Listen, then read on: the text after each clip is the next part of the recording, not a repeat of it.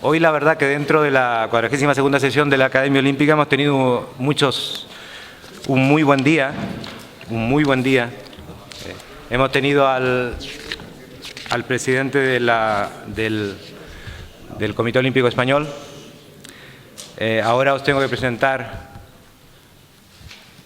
a la presidenta de la Federación de Psicología del Deporte de España. Más adelante seguiremos con más platos interesantes y luego el plato de fondo que tenemos. Pero en este momento os quiero presentar a una buena amiga, Sara Márquez Rosa. Al igual que Eduardo Álvarez del Palacio, la persona que tuvimos el lunes, que os habló de esa relación entre los principios olímpicos y los principios educacionales. Sara Márquez también ha sido profesora mía, he tenido el orgullo de tenerla como profesora en el doctorado de la Universidad de León. Tiene innumerables publicaciones, es docente, es investigadora, es evaluadora a nivel nacional de proyectos de investigación a través del Ministerio. Y bueno, su currículum es muy extenso. No os quiero aburriros, porque lo importante es escuchar lo que Sara Márquez nos va a presentar hoy, que es el tema de sobreentrenamiento y su relación con los estudios de ánimo y sus estrategias de afrontamiento ante la competición deportiva olímpica. Con ustedes, Sara Márquez.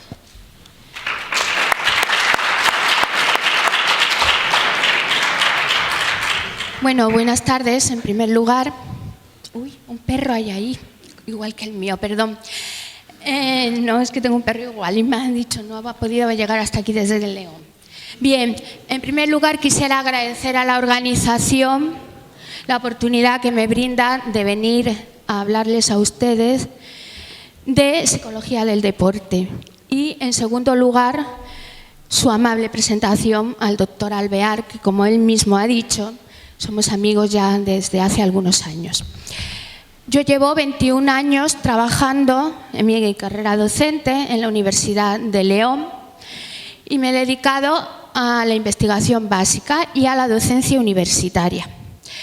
Esto quiere decir que he investigado a lo largo de estos 21 años temas que son prioritarias dentro del ámbito de aplicación de la psicología del deporte. Como todos ustedes seguramente saben, la psicología del deporte ha evolucionado mucho en los últimos años.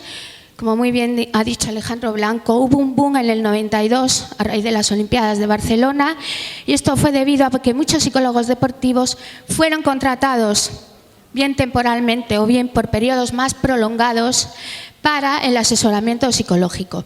Y que no sabemos si solamente por estas razones o por otras, sí que es verdad que se obtuvo un gran éxito en las Olimpiadas. El tema que yo les voy a traer aquí hoy es un tema muy interesante, que es el objetivo fundamental del último proyecto del Plan Nacional para el Deporte I+D, que me ha sido dado en julio pasado y que en enero de este año se va a iniciar. Este proyecto no surge del aire, tiene sus antecedentes, como verán ustedes, en la realización de 2 tesis doctorales previas, avaladas por 2 proyectos de investigación también de carácter nacional o de carácter autonómico o local, y que son, por un lado, el sobreentrenamiento y, por otro lado, las estrategias de afrontamiento ante la competición deportiva y su relación con los estados de ánimo. Bien, dentro del enfoque del deporte actual, los deportistas están sometidos a unos grandes niveles, a unas grandes presiones, porque tienen que ser muy eficientes a nivel físico y a nivel psicológico.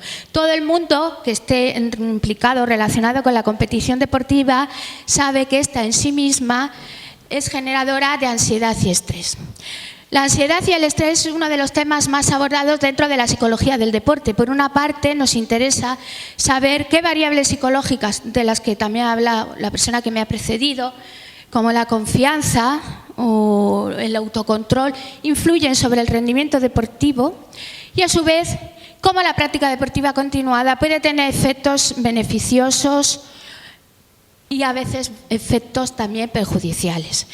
Hemos dicho que el contexto en el que se mueve el deporte actual es un gran contexto de exigencia física y psicológica, que lleva a los deportistas a tener que rendir, que competir a lo largo de temporadas. Esto supone que muchos de ellos, debido a este contexto de exigencia, se impliquen en complejos sistemas de entrenamiento individualizado que tienen como objetivo adaptaciones máximas en un determinado intervalo de tiempo para que sean capaces de afrontar con ciertas garantías las presiones de la competición deportiva, las exigencias competitivas en las cuales se desenvuelven. Ay, yo quería estar atrás. Bien, esto lleva a los deportistas a situarse en un estrecho margen, sobre un estrecho margen. Por un lado tenemos esos estados de rendimiento máximo y por otro, si cruzamos las fronteras, tenemos los posibles beneficios, perjuicios, más bien dicho, psicológicos que tiene la práctica deportiva y estos complejos sistemas de entrenamiento. Entre ellos se encuentra el sobreentrenamiento. El sobreentrenamiento, supone una disminución del rendimiento. Los complejos sistemas de entrenamiento tienden a solicitar las capacidades individuales de los deportistas.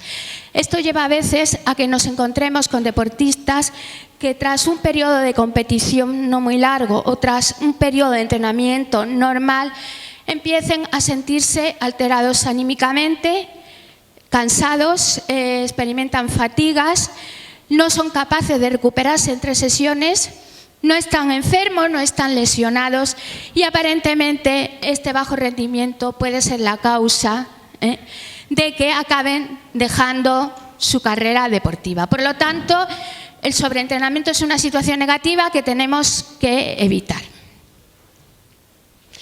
Revisando la literatura hay un conjunto de aspectos claves que a mí me gustaría repasar con vosotros. Hay una cierta confusión terminológica, como ocurre en muchos aspectos psicológicos. A veces un mismo término se utiliza para hacer referencia a dos manifestaciones distintas del sobreentrenamiento y viceversa. Entonces no es raro encontrar términos como overtraining, overreaching, otros distintos como el síndrome de fatiga crónica o el síndrome general de sobreentrenamiento. Esto induce a una gran confusión porque desde el ámbito de la psicología del deporte se utilizan términos diferentes. Entonces, a la hora de acudir a la literatura y de hacer investigación, no es posible sacar conclusiones claras porque hay errores metodológicos, de procedimiento y de terminología que no nos permiten delimitar claramente el sobreentrenamiento. Otro aspecto básico son los agentes que favorecen el sobreentrenamiento. Como veremos, un desequilibrio entre las cargas relacionadas con el entrenamiento y las situaciones de recuperación, el no tener unidades temporales de descanso de recuperación, puede ser uno de los factores predisponentes causantes del sobreentrenamiento. Pero es que además estos se unen a otros factores extradeportivos, como puede ser un problema familiar, el estilo de vida del deportista o incluso hábitos relacionados con su alimentación. Todo esto precipita el síndrome, como veremos. Si es un proceso o es un resultado, hay quien dice en la literatura que es algo programado, algo necesario y no le ven este aspecto negativo. Pero sin embargo hay otros autores que dicen que sí, que en el caso del sobreentrenamiento a largo plazo, con una fatiga a nivel central y una disminución ostensible del rendimiento, sí que es verdad que no está planificado, no está programado inicialmente porque lo que hace es que repercute negativamente. También tenemos otros aspectos claves, como por ejemplo el de la cronicidad. La variable temporal es una variable fundamental a la hora de hablar del sobreentrenamiento a corto plazo y a largo plazo, como veremos. La mayoría de las definiciones que se han dado hasta ahora de sobreentrenamiento surgieron en los años 80 y 90 y a nivel general se dice que es un desequilibrio prolongado entre estrés y recuperación.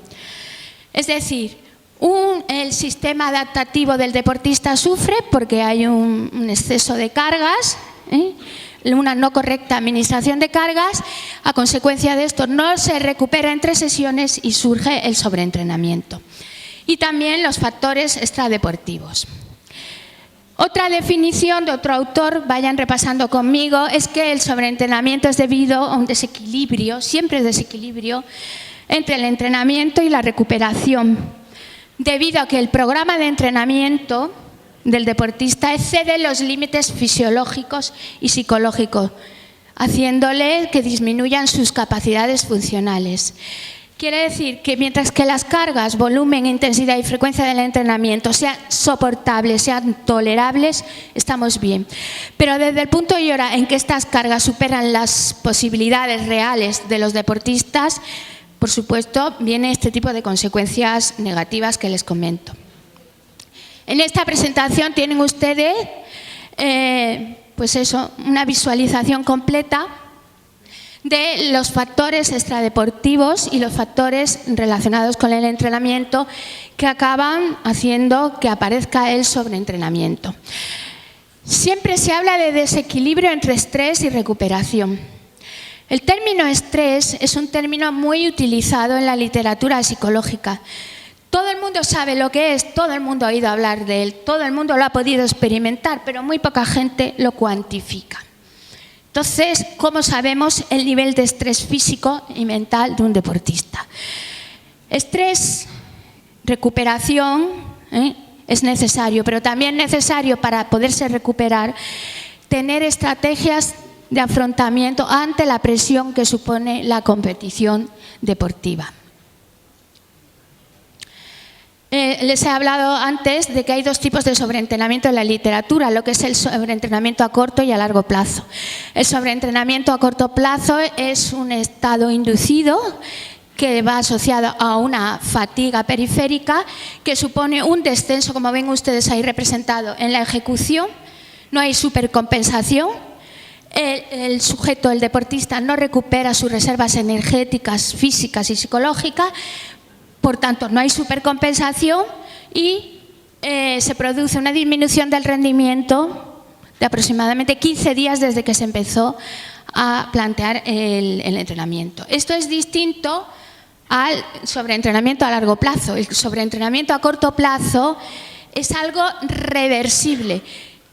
Algo que tiene vuelta atrás. Si tras un periodo de 15 días, que es el que suele precipitar el sobreentrenamiento a corto plazo, el periodista descansa, se recupera, probablemente no pase a una situación más grave, que es lo que llamamos el sobreentrenamiento a largo plazo. En este sobreentrenamiento a largo plazo hay disminución de la ejecución, ya no hay fatiga a nivel periférico, hay fatiga a nivel central, hay agotamiento y una disminución ostensible del rendimiento. Hay algunos síntomas evidentes de este sobreentrenamiento a largo plazo, como es un estado aumentado de fatiga, junto con una disminución del rendimiento y cierto malestar que experimenta el deportista. Estos son los síntomas, los indicadores más inconfundibles que podemos encontrar, pero es que hay otros además de estos. Desde el ámbito de la psicología del deporte, les hablaba al principio de esta confusión terminológica a la hora de hablar de sobreentrenamiento a corto y largo plazo con otros términos. Por ejemplo, los psicólogos deportivos identificamos el a corto plazo con saturación y el a largo plazo con agotamiento. Todo ello en un continuo que lleva de uno a otro. Si una vez que ha surgido el sobreentrenamiento a corto plazo, el sujeto no descansa, no se recupera el tiempo necesario. Manifestaciones psicológicas del sobreentrenamiento que yo creo que debemos de estar todos muy atentos antes de que pase a situaciones irreversibles asociadas con el sobreentrenamiento a largo plazo. Pues modificaciones del estado de ánimo, del comportamiento, de la actividad cognitiva, de las relaciones sociales. Muchas veces estas modificaciones comportamentales y sociales son consecuencia del propio sobreentrenamiento y en otras ocasiones, como es un continuo, las preceden. Uno de los indicadores psicológicos más importantes del síndrome en general de sobreentrenamiento es la modificación en los estados de ánimo. Me ha encantado la película que hemos visto antes, Yo siempre le digo a mis alumnos en la Universidad de León que las emociones son siempre líquidas. Evidentemente, un deportista cuando compite no solo compite con las zapatillas ni con otros medios, sino que compite con su cabeza. Y evidentemente, si tiene intrusiones cognitivas, tiene pensamientos cognitivos del tipo de no voy a ser capaz, no voy a poder, con ese me enfrenté la última vez y mira qué pasó, evidentemente se produce un bloqueo, un agarrotamiento a nivel psicológico, el deportista no piensa con claridad y por supuesto se produce este empeoramiento del rendimiento. Cuando hablo de actividad cognitiva me refiero a estos pensamientos cognitivos también. Bien, en la investigación en sobreentrenamiento se han utilizado distintos tipos de marcadores, tanto fisiológicos, físicos, inmunológicos, bioquímicos como psicológicos. El objetivo de la investigación en sobreentrenamiento, lo tienen a ustedes ahí, es indicar o llegar a conocer cuáles son los mejores predictores de estos síntomas antes de que el sobreentrenamiento se agrave. Hasta ahora ha habido estudios con distintos países, con distintos deportistas, en los cuales nosotros mismos, yo y el Instituto de Biomedicina y la persona que les va a hablar después, hemos tenido un proyecto financiado por el Ministerio en el que hemos estudiado sobre entrenamiento mediante indicadores psicológicos que les comentaba e indicadores fisiológicos y bioquímicos. Y curiosamente este proyecto ahora está acabado, entregamos la memoria final en marzo. La conclusión, y esto me agrada mucho, aunque puede ser que no todo el mundo esté de acuerdo conmigo, pero así ha salido, es que hay indicadores psicológicos que se pueden registrar mediante cuestionarios de papel y lápiz que pueden ayudarnos a detectar, a identificar precozmente el sobreentrenamiento en su fase de inicio antes que dicha situación se agrave. Indicadores físicos de otro tipo, pues parece que no son tan estables. En la mayoría de las investigaciones a las cuales yo he tenido acceso para llevar a fin este proyecto, se ve que a veces se ve si hay modificaciones en dichos indicadores con respecto en situaciones de reposo, con respecto a situaciones de alta exigencia física y psicológica, donde puede haber un desequilibrio claro entre estrés y recuperación. A veces se modifican ostensiblemente dichos marcadores monitorizados, otras no. Otras, como las modificaciones son apenas ostensibles, es muy difícil sacar conclusiones claras, pero sí les digo que la investigación en ese sentido va por ahí. Indicadores psicológicos más importantes que podemos detectar con cuestionarios sociodemográficos, entrevistas, etcétera, etcétera, son la depresión, la ansiedad, la apatía general. La ansiedad, aparte de que fue el tema de mi tesis doctoral, es un tema que yo he seguido abordando, la relación que existe entre la ansiedad, el estrés, los estados de ánimo y el sobreentrenamiento. Había un autor que se llamaba, un libro muy importante, se llama Hombre, Deporte y Existencia, de Howard Schultz, si no recuerdo mal, que decía que cada vez que el hombre sale a competir, no solo sale con ansiedad, sino que la aprovecha. ¿Qué ocurre? Hay mucha confusión también en relación con lo que es la ansiedad, lo que es el estrés y lo que son los niveles de activación. La ansiedad siempre tiene connotaciones negativas. Brevemente les diré que la activación hace referencia a esa activación general fisiológica del organismo que se distribuye en un continuo que va de un estado de tranquilidad absoluta a un estado de mucha excitación. Evidentemente, y esto los psicólogos del deporte durante muchos años lo han abordado, no es lo mismo el nivel de activación requerido si yo tengo que hacer golf que si tengo que lanzar un penalti o si tengo que mirar fijamente hacia la canasta, poner toda mi concentración en la canasta para encestar ese tiro libre del cual depende el resultado final de mi equipo. El descenso de la autoestima, del autoconcepto, inestabilidad emocional, como decía Alejandro Blanco, la falta de autocontrol, valores que él hace referencia, falta de descanso, irritabilidad y alteraciones del sueño. El sueño, y esto los fisiólogos lo saben muy bien, y aquí hay personas que me pueden corregir, tiene claras funciones reparadoras, fisiológicas y psicológicas. Normalmente, cuando existen pensamientos preocupantes, el sujeto no puede dejar de pensar en la competición. 24 horas antes o la noche antes, ¿qué ocurre? Que no descansa, que viene el insomnio, que está preocupado y que consecuentemente esto va a influir en lo que haga al día siguiente. ¿Qué instrumentos utilizamos para detectar precozmente el sobreentrenamiento? Miren ustedes, hemos tenido un gran problema en la psicología del deporte. ¿Por qué? Porque las primeras investigaciones que se realizaron, ¿qué hacíamos? Importábamos, mejor dicho, cuestionarios del ámbito de la psicología general o de la psicología clínica, vinculado muchas veces a estados psicopatológicos. Bueno, antes existía la idea entre los deportistas, el psicólogo no. Pero el psicólogo no, porque yo no estoy loco, yo no tengo ningún problema y si lo tengo a lo mejor no quiero ocultarlo, si yo tengo un trastorno alimentario no quiero que nadie lo sepa. Entonces es importante contar con instrumentos de evaluación eficaces. Mi investigación se dedica a esto. Yo adapto y valido de acuerdo con personas que ya lo han hecho en Estados Unidos y en otros países, cuestionarios que tienen que tener unas determinadas propiedades psicométricas y estadísticas para ser considerados como adecuados. Evidentemente, los deportistas no se pueden sentir como conejillos de indias. Yo conocí a un psicólogo que para mí cometía un error. Tenía a sus ciclistas continuamente pasándoles cuestionarios, pero nunca les comentaba lo que salía en los cuestionarios. Esto es un error grave porque la persona, el deportista en este caso, no ve el interés de que accedamos a él.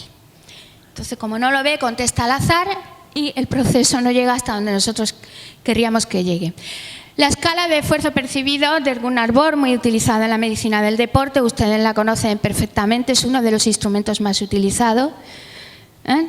Tras la realización de un esfuerzo determinado, se pide al sujeto en una escala de valoración que puntúe la intensidad. Es la valoración subjetiva del esfuerzo realizado. Es importante en el sobreentrenamiento, dado que existen indicadores psicológicos, que el deportista valore subjetivamente cuál es su estado mental en este caso. El perfil de estados emocionales es un cuestionario que valora cambios en los estados emocionales. Estados emocionales como apatía, tensión, frustración, etcétera, etcétera. Y el tercer cuestionario es el cuestionario que fue el objeto de esta tesis doctoral, de un proyecto de investigación, y que ahora va a ser el objeto del nuevo, por decirlo así, proyecto que tenemos entre manos, que es el cuestionario Rescue, el cuestionario de estrés-recuperación. ¿Cómo se produce el estrés en el contexto deportivo? Estrés, les he dicho antes que es un término muy conocido, que todo el mundo sabemos lo que significa. Estrés para mí es tener que hacer muchas cosas en poco tiempo. Y estarán de acuerdo conmigo en que es así. Pero hay definiciones más científicas. Y aquí tienen ustedes la de dos autores, dos psicólogos, que dicen al sujeto, al deportista, le llega procedente del exterior multitud de estímulos.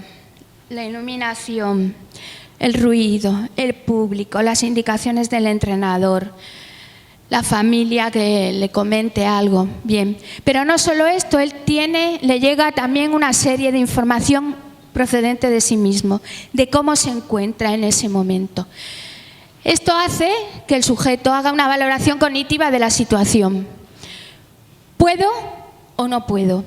Si creo que puedo, voy a poner en marcha las estrategias de afrontamiento adecuadas, que las tengo ya en mi repertorio conductual.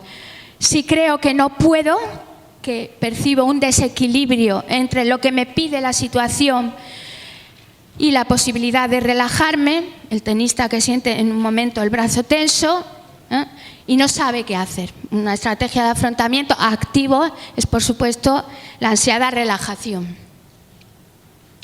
El estrés lleva asociado muchos problemas a nivel comportamental, tienen ustedes ahí, a nivel fisiológico y a nivel psicológico. Yo siempre digo que los psicólogos tenemos un gran problema que no tienen los fisiólogos, en mi opinión, o los médicos del deporte. Y es cuando un esquiador está temblando antes de salir, ¿está temblando de miedo o está temblando porque tiene frío, por la razón que sea? ¿Cómo podemos saberlo? Este es el gran objetivo y el gran reto de la psicología del deporte. Bien, existe un cuestionario que se llama el RESCUE, el cuestionario de estrés-recuperación, que está basado en un modelo de un autor alemán llamado Kellmann, que es el modelo de tijeras. Este modelo interrelaciona, como ven ustedes ahí, las demandas externas, la capacidad, los estímulos estresantes, la capacidad que yo tengo de enfrentarme a dichos estímulos y mi tolerancia, el límite de mis recursos y las demandas de recuperación que yo tengo. Este modelo está relacionado con la zona de funcionamiento óptimo de otro autor. ¿Pero qué nos viene a decir? Que a medida que el estrés incremente, que haya una exposición más prolongada a situaciones de estrés, hay más demandas de recuperación. Si llega un momento que las demandas de la situación estresante supera las estrategias de recuperación y el deportista está infrarrecuperado, evidentemente ocurre el sobreentrenamiento. Luego hay que ser muy cautos para provocar esta recuperación. Ahí tienen ustedes una representación en dibujo. Mientras existe este equilibrio entre la capacidad de enfrentarse al estrés y la capacidad de recuperarse, el deportista disfruta con su actividad y está bien. A medida que el estrés es mayor que la recuperación, se empieza a producir un desequilibrio que acaba rompiendo el bienestar físico y mental de los deportistas. Y por último, hablarles de la característica de la recuperación. Tradicionalmente, cuando oímos hablar de sobreentrenamiento, fíjense en la literatura, siempre estrés. Siempre causas asociadas a la administración correcta o incorrecta de cargas. Pero nunca se aborda la recuperación y es lo que este cuestionario precisamente hace. ¿Qué podemos decir de la recuperación? Que puede ser activa o pasiva. Yo, detrás de una sesión de entrenamiento, yo puedo decidir hacer estiramientos o hacer relajación. O yo puedo decidir irme a un spa porque estoy muy estresado y necesito relajarme. Pero además es un proceso gradual y acumulativo. Depende de cuánto tiempo nos expongamos al estrés. Además es específica de cada individuo y depende de su propia autopercepción. Hay gente que considera que hacer relajación le ayuda a recuperarse y gente que considera que no. Luego, como afortunadamente todos somos diferentes y aunque seamos la misma persona, no siempre actuamos ni competimos de la misma manera, dependiendo del contexto en el cual nos movamos, es importante que sepamos utilizar estas estrategias. Se expresa a varios niveles, físico, psicológico, conductual y social, y está estrechamente vinculada a parámetros como el sueño. ¿De acuerdo? Entonces, como me han dicho que acorte, si alguno de ustedes, yo les traía el cuestionario, está publicado en la revista de Psicología del Deporte. Entonces, si acceden a la página web de la Federación Española, que es www.psicologiadeporte.org, ahí tienen ustedes acceso a todo lo que hacemos, igual que hacía mi colega anterior, en la Federación Española de Psicología del Deporte. Y aprovecho la ocasión para invitarles a todos ustedes, dado que el Comité Olímpico nos está apoyando mucho, a la organización, a la celebración de un evento que va a haber en Madrid en el 2010, en concreto del 22 al 26 de junio, donde nos vamos a reunir especialistas tanto de este país como fuera de nuestro ámbito. Ya os digo que le agradezco al Comité Olímpico el apoyo que nos está dando y espero que todos ustedes se puedan acercar hasta Madrid y tener ocasión, si no ahora al acabar, de con sus preguntas específicas pues poder responderles en aquello que yo conozca. Nada más y muchas gracias. Lo que podemos... Sí, adelante. ¿Te llamas? ¿Cómo te llamas? Dime, María. Que quería saber si el sobreentrenamiento es suele darse en personas de élite o que si también se da en niños y personas más pequeñas. Vamos. El estrés y la ansiedad se dan en niños y si no, ¿cómo explicamos el abandono de la práctica deportiva en determinadas edades, sobre todo en la adolescencia? A todos nos gusta, y esto es una teoría psicológica evidente, a todos nos gusta sentirnos competentes en aquello que hacemos. Si yo compito o en cualquier otro aspecto de mi vida yo siento que no soy capaz, otra cosa es que me limiten externamente, si yo siento que no soy capaz porque no tengo las cualidades y los requerimientos necesarios para afrontar una situación, evidentemente no estaré haciendo nada. Todos experimentamos estrés, todos experimentamos ansiedad, es muy frecuente en los niños, en el deporte y también en el deporte profesional, en el deporte de élite. Quizás en el deporte de alto rendimiento lo sea más por esos planes tan individualizados de entrenamiento, con esa aplicación de cargas, que a veces, en vez de producir los efectos deseados de mejora del rendimiento, ocurre el efecto contrario. El rendimiento disminuye, no sabemos por qué. Entonces, puede ocurrir en cualquier deporte, en unos más que en otros, y en cualquier persona. ¿Y el hecho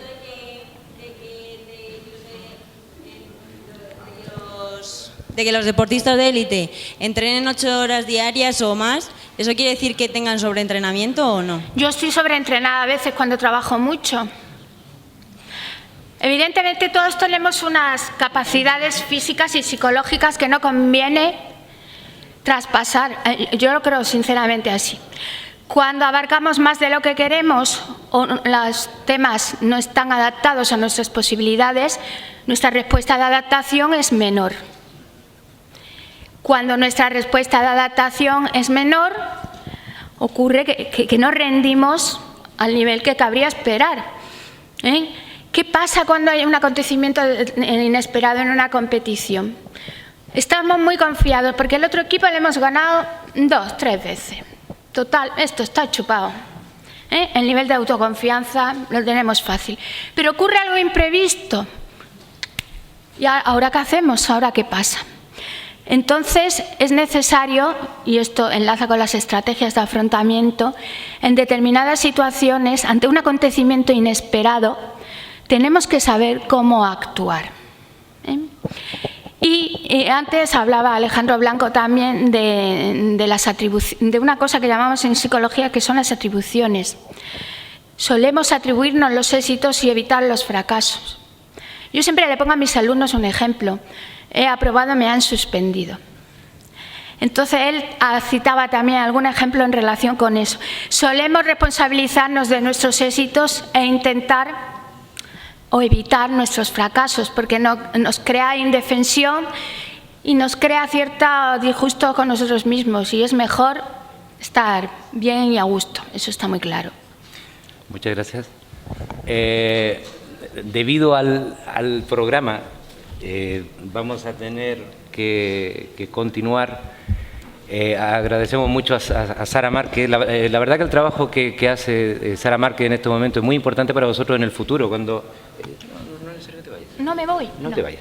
Que el trabajo que hace Sara Márquez como investigador es muy importante porque vosotros cuando seáis profesionales vais a tener que evaluar. Vais a tener que evaluar. Una última pregunta. Sí, adelante. La última y cerramos.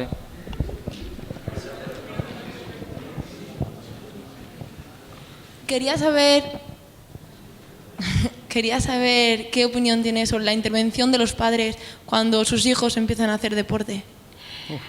Evidentemente, y te lo digo por experiencia propia, mi hijo empezó a hacer judo con 3 años. Evidentemente, yo lo puedo encaminar a una actividad deportiva u otra. ¿Por qué lo encamino hacia el deporte?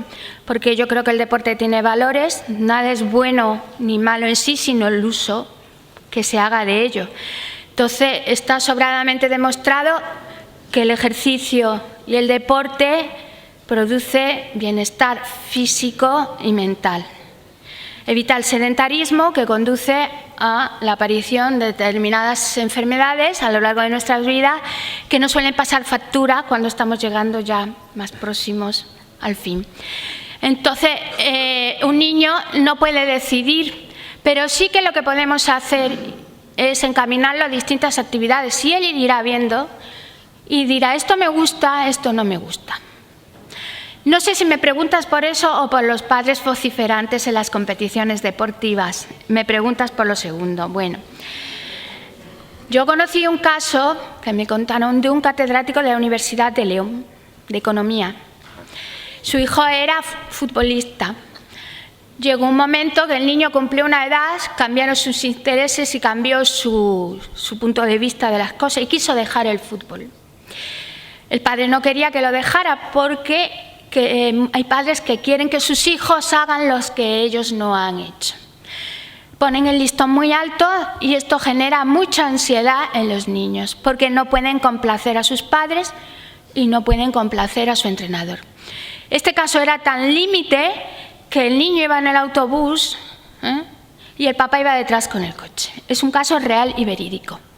Entonces el papá, la mamá, que se mete en las clases de educación física de su hijo, en los sistemas de entrenamiento de su hijo, mal va. Otra cosa es que esté pendiente y hable con el entrenador. Y otra cosa es que le quite el papel al entrenador, porque no podemos olvidar que el entrenador siempre es el director de orquesta.